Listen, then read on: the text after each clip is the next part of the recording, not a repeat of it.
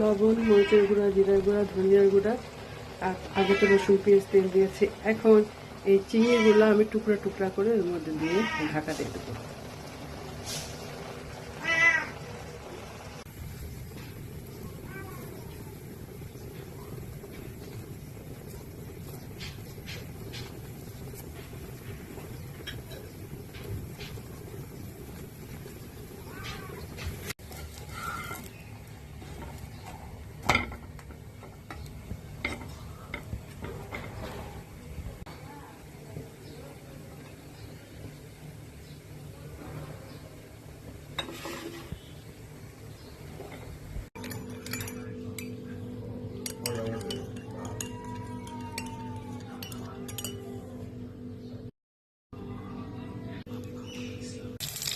রসুন, পেঁয়াজ আর যে শাকগুলো দিয়ে দেবো, দিয়ে হলুদ লবণ দিয়ে দেবো।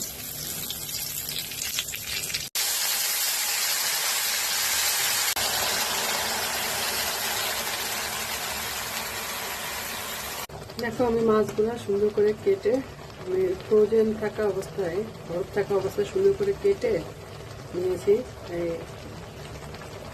টুকরো টুকরো করে নিয়েছি। এখন সব কিছু সুন্দর সুন্দর আসে।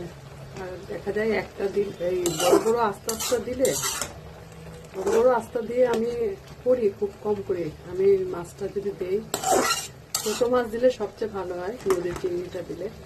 যেহেতু এটা নাই, আমি এই মাছটা এইভাবেই করে দিলাম, টুকরা করে দিলাম। আবার বড় বড় মাছগুলো দিয়েও আমি রান্না করি। ওইগুলো আমাদের বাসা বেশি ভুনা খেতে পছন্দ করে, সেই জন্য আমি দুইটা বড় চিংড়ি মাছ টুকরা করে দিলাম।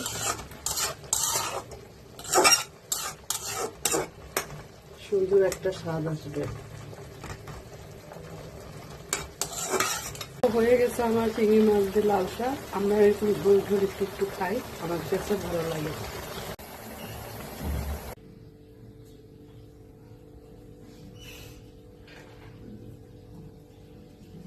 রোদে শুয়ে আছে, ডাকি শোনো না? দুধ ভাত খাওয়া শেষ তোমার? শোনো, দুধ ভাত খেয়েছ? আচ্ছা।